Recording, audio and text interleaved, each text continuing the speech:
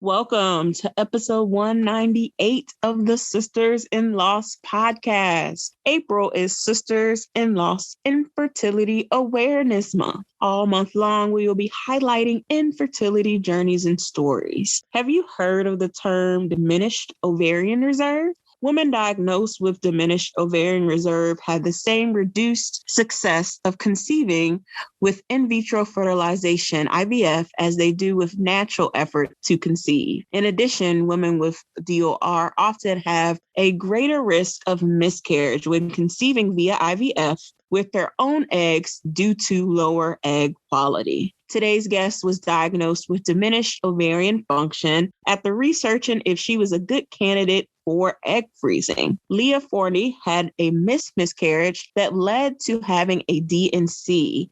After grieving the death of her fiance, she realized her menstrual cycle was more frequent than once a month. Her OBGYN told her she had a massive fibroid and uterine cysts that was contributing to her heavy, frequent menstruation. In today's episode, Leah shares her journey to egg freezing and finding out that she only had 7 eggs left at 33 years old. She shares her grief from losing a baby, losing her fiance, and losing the ability to conceive naturally. Leah also shares her hopes in becoming a mother through IVF, donor eggs, and sperm and adoption. This episode is for you to listen to if you've ever been diagnosed with diminished ovarian function. Here is Leah Forney.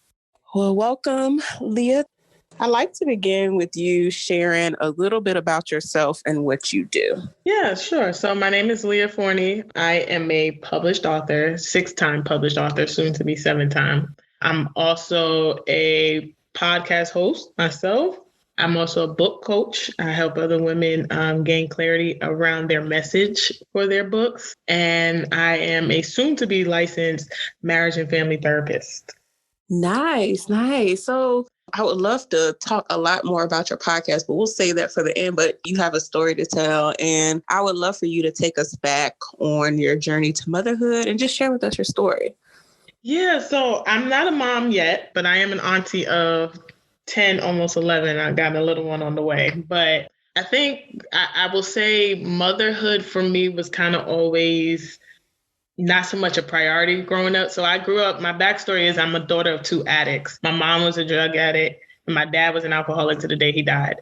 And so growing up and kind of having those challenges of not being raised without my parents and trying to figure out who I was and why they didn't want to, be in my life and all these things made motherhood something somewhat of a fear, if you will. And the fear was because I grew up with abandonment issues. My fear was that as I began to dive into my career, that I would abandon my children because I was more focused on career and work than I would be on them. So motherhood wasn't really a priority for me. It wasn't one of those things where I was like, oh, I can't wait to be a mom. It kind of was like, all right, if it happens, it happens. If it doesn't, it doesn't.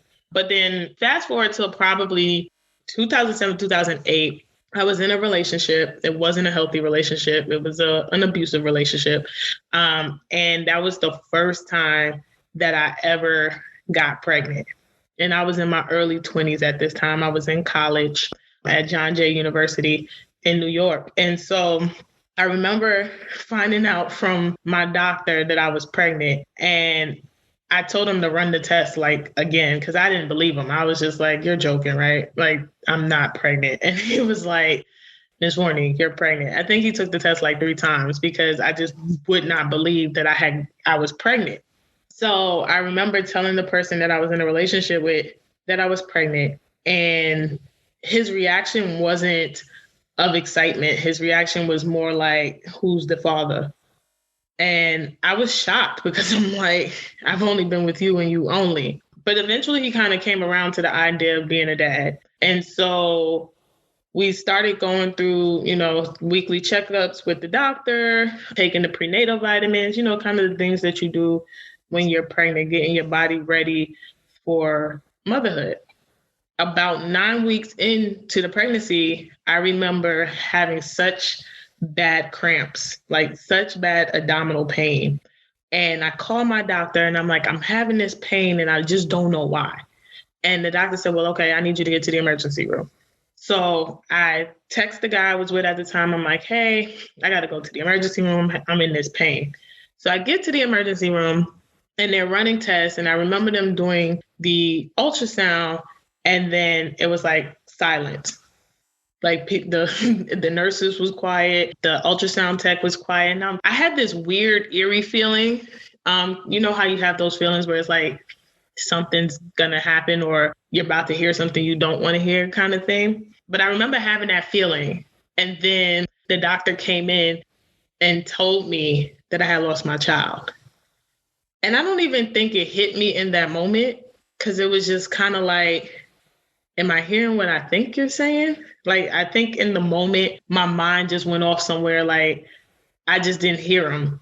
And he kept saying, like, he kept calling my name, like, Miss Forney, did you hear what I'm saying? Because I'm in utter shock. I'm like, huh? Like, I lost my child.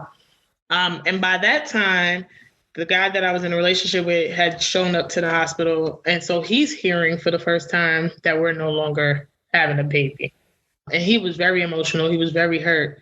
The crazy thing about that moment was that it wasn't a miscarriage. So what they wind up classifying it as wasn't a missed abortion. And my doctor said the reason why it's considered a missed abortion is because your body didn't reject it like it would if it was a miscarriage. So what happened is 9 weeks into the pregnancy, I lose the baby. 2 weeks later, I had to have a D&C. So for 11 weeks, I got this dead fetus in my body and I had to have the D&C. And at the time I was in college, I was in my senior year of college. And so my doctor had to schedule the D&C and I was like, well, I have finals and all this stuff. So he said, well, we could do it one day after your final. So we scheduled it out and I actually ended up showing up to the hospital. He didn't come. He didn't come at all. He didn't take off of work, no nothing. And I ended up going through that D&C by myself. And I remember getting on the table right before the anesthesia kicked in and I just started to cry. Like the tears just started to roll down my face. And I remember the nurse just holding my hand and wiping my tears and was like, it's going to be okay. And that was the beginning of my journey, if you will, with fertility issues. Little did I know. So after losing the child, I don't even think I processed it, to be honest with you. I don't ever think that I took the time to like process and grieve. And it was weird because I was pregnant around the same time that my baby sister was pregnant with my nephew. And my brother and his girlfriend at the time was expecting a child too. So all three of us were kind of going to have babies around the same time. And I remember after losing my child that I didn't want to be around them. Like I missed my sister's baby shower and she was so mad at me. But it was so hard to be around pregnant women and the joy of that. And I had just lost my baby. Like it was just almost like as if everywhere I went, I saw pregnant women and I just didn't know how to handle it. So what ended up happening is I went on this emotional eating path.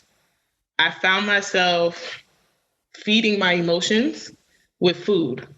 Eventually that relationship ended, but I was still feeding myself with food, feeding my emotions with food because I just didn't know how to deal with the fact that I was no longer going to be a mom.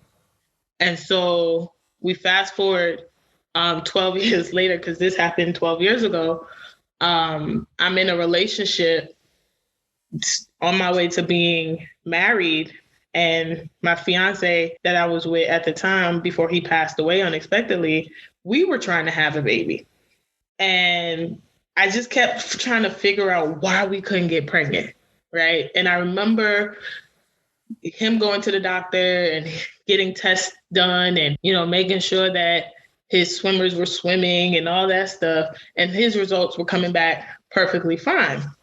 So at the time, I didn't really go to the doctor because I didn't have health insurance at the time. So I knew it was going to be costly. And it was just something like, again, if it was supposed to happen, it would happen. So when he passed away in 2018, my fiance, Joseph, I ended up relocating, which is how I ended up in Maryland. And I was like, all right, I really need to do something to take care of myself. I was at the heaviest that I had ever been from all that emotional eating throughout the years. And so I just started this new journey of taking care of myself, getting to the doctors, all of that. So I found me an OBGYN who I connected with, and I was sharing with him kind of some of the issues that I was experiencing, which one of the issues were I was having multiple menstrual cycles every month, and I couldn't understand why, and they were really heavy. So after doing testing, we discover I have a fibroid, and a massive one at that. But then we also discover I have this cyst on my left ovary. So he's like, listen, we're going to do some surgery, remove the fibroid, all that good stuff. So I'm like, okay, cool. We have the surgery. And I think it was my 2-week follow-up from the surgery that my doctor says that he had some concerns about what he saw. So after he removes the fibroid, after he removes the cyst, he says, did you know you had scar tissue? And I said, no. And he asked me, he said, did you have a DNC at one point? And I'm like, yeah, like at this time, it was like 10 years prior. So I'm like, yeah, like 10 years ago. So he's like, that's where the scar tissue is from. And so he was like, well, I cleaned up your scar tissue. But he was like, I'm concerned that between the fibroids, the scar tissue, the way your uteral lining is looking and all that, that you might be experiencing some form of infertility. So again, my mind goes blank. Like, I'm not hearing what you're telling me I'm hearing. And I remember him saying to me again, he's like, my doctor at this time is calling my name like, Ms. Forney, did you hear me? And I'm like, yeah, I heard you. And it was so hard because in the moment that I'm discovering my fertility issues, it's also around the same time I'm just grieving the love of my life, you know, and his passing. So all of these losses start to appear. So the plan was, let's connect with a fertility doctor and do some further testing. And so I get connected with a fertility doctor. And at this time, I'm saying to myself that maybe I want to do some egg freezing. Because I'm like, you know, I'm up in age. And my GYN, he loves to remind me that I'm getting closer to 40. And so I'm up in age and I'm like, okay, well, maybe I'll do some egg freezing. And then if I decide at a later date that I want to have kids, at least I have that option. So with the fertility doctor, I did all these tests. It comes back that I wasn't a candidate of egg freezing because I stopped producing eggs. The doctor literally says, you have 7 eggs left. And I'm thinking, I'm 33-year-old healthy woman, because by this time I've been on this weight loss journey. I've lost all this weight. Like, I've reversed things that I may have done in the past, no longer pre-diabetic, all of these things. And I'm like, how is this even happening? How is this happening? So we end up doing genetic testing. The genetic testing came back that there was nothing genetically wrong with me. So I'm saying to the doctor, I'm like, so what are my options when it comes to motherhood? So he's like, I think he was like, do I believe that if you tried naturally, you could get pregnant? Yes, because he said you have a healthy uterus, so you can get pregnant. He said, but it's going to be difficult. And he's like, because you are not producing eggs anymore, now you either have to do IVF or egg donor or sperm donor, or he was like, adoption. And just hearing the limits of my fertility, the limits to motherhood was just so heartbreaking, because I'm like, did I wait too long? Was I wrong in not making this a priority? Like, these were some of the things I started to ask myself, like, and it led to me almost beating myself up. Like, did I take too long to make a decision about being a mom? And now look, here we are when I'm finally in a stable place in my career. And I'm like, you know what? Motherhood might not be a bad thing.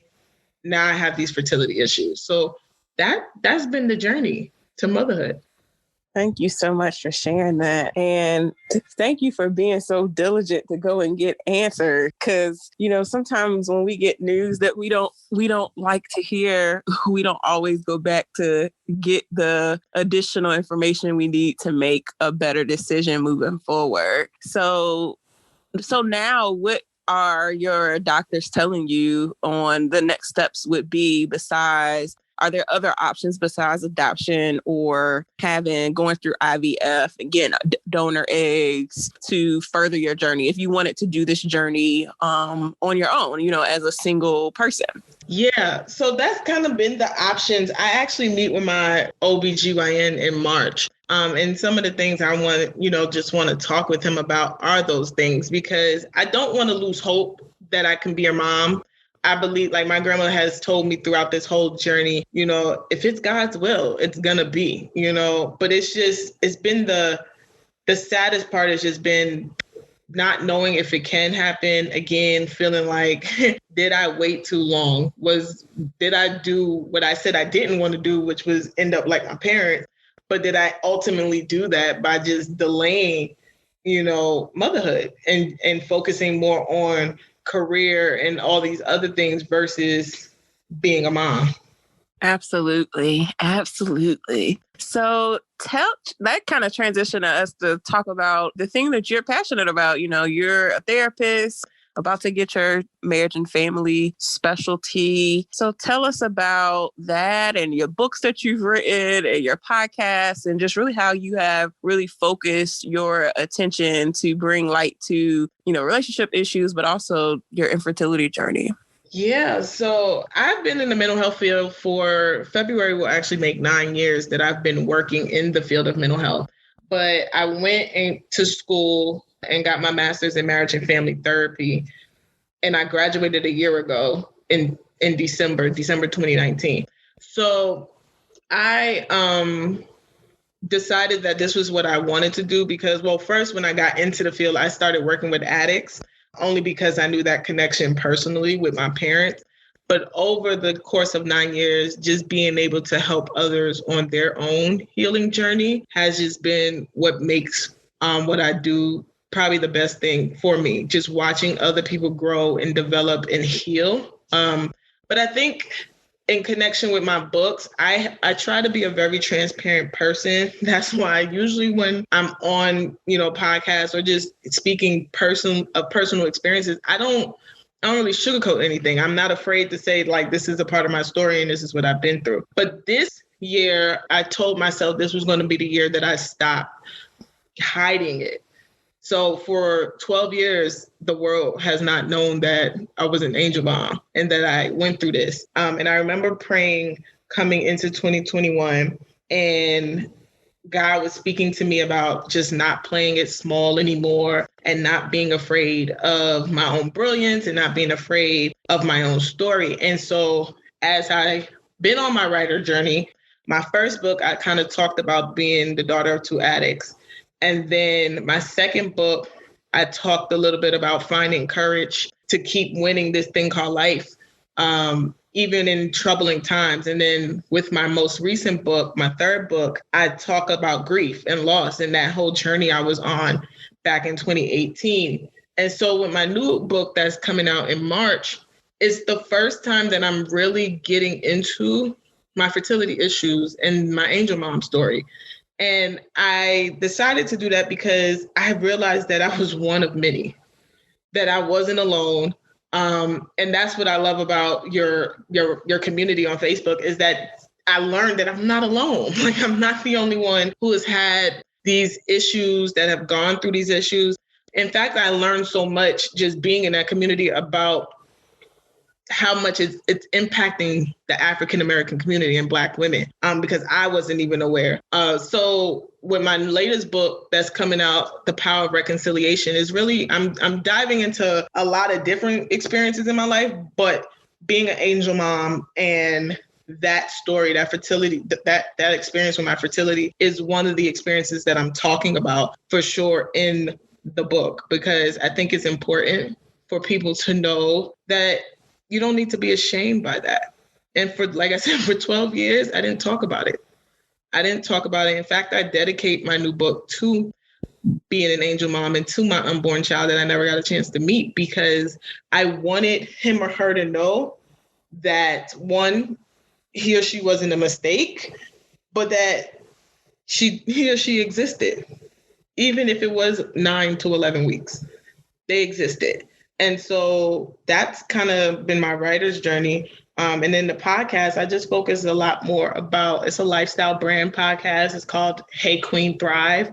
And on that podcast, I am featuring just different topics. Infertility is one of them that will be coming out. I'm talking to mental health professionals that I'm friends with, just really providing people with education and empowerment to really do what's necessary for them to heal on their own personal journeys. Yes. So in what other ways have you had to really lean on different tools and resources as you have navigated this journey really over the last 12 years? Because obviously, you may not have shared outwardly, but I'm sure you've dealt with it inwardly as you navigated grief and loss in other ways. As you mentioned before, your ex-fiance suddenly passed away. And I'm sure during that grieving process, the loss of your baby came up. So can you talk about just any other tools or resources or just really how you have processed your healing journey? Yeah, I'm a big advocate of therapy. And it's funny because I always tell people I'm a therapist that has a therapist. And I don't believe there's any shame in that. And I love her because she allows me to have that safe space to really just dive into some of the things that do come up. So like you mentioned, when my fiance died, of course, hearing that I was having infertility issues, the first thing I thought was like, oh, it was me. It was me. I am the reason why we couldn't have a baby. Like that was the first thing I thought when I started to process that, because we had already went on a journey to check to make sure he was okay. And we found out that he was. So definitely that triggered so much emotion. So I'm definitely a fan of therapy. I would say support group for sure. I'm one of those members of support groups where I might not say much, I might not comment all the time, but I see and I can relate. And just, again, knowing that I'm not by myself, knowing that I have the support of others. I've also connected with just therapists who have similar situations and similar stories, and just having that sisterhood and that bond, and knowing that, hey, while we're helping other people heal, we're also doing our own inner work to heal. And then spiritually, I believe in the power of prayer. I believe in Jesus Christ, and just spending that time in prayer and meditation and journaling. All those things combined has truly helped me on my own healing journey. Absolutely. So what encouraging words can you leave with our listeners, those who are going through their infertility journey this year in 2021 and, maybe taking the step of faith of, doing this journey alone, as a single person? Yeah. So the first thing I would probably say is know that it's a process, but I would also say just be kind to yourself. One of the things that I had to start practicing even after Joseph died was just being more gracious with myself, being okay and being patient with myself. Know that those emotions are going to come up. Let it come up. I always say grieving is like riding a wave, when the wave happens, don't try to jump off the wave, just ride it and experience those emotions and get them out. I would definitely say connect with others who are on the same journey with you, have that support system outside of your friends and your family, because, your friends and your family, they know what to say, but sometimes they don't know what to say. So having those other women in your life that are on the same journey as you to call or text or inbox and say, listen, I'm just having a rough day and I don't really know how to process this. But then I would also say, therapy, go seek professional help. Sometimes I know for me in my own journey, the weight of grief is heavy. And a lot of times it's so much grief that you don't really know how to process it. You don't know how to compartmentalize it. So just having that therapist that I can schedule an appointment with to go sit on her couch and just process it. So those are some of the things that I would say. And know that it's okay to be a single woman wanting to be a mom. I know society says otherwise, but it is absolutely okay. It is absolutely okay if you don't have the societal norm of the husband and all that good stuff, you know, and it's not to say that that won't happen, but if this is the journey that you want to be on, be okay with doing it, even if you don't ever get the significant other, because it's your journey and it's ultimately what you desire to do and be, and that is to be a mom. Thank you so much, Leah, for being on the podcast. I would love for you to share your social media and where can we connect with you after this episode? Yeah, so on Facebook, I'm on there as Leah M. Forney. Instagram, I am Leah Michelle. If you are on LinkedIn, I'm on there as Leah Forney. But you can always shoot me an email at author.leahmforney@gmail.com. Thank you so much. This was excellent. I know it's going to be a blessing to everyone who's listening, who is on this journey with you. Thank you. I appreciate you having me.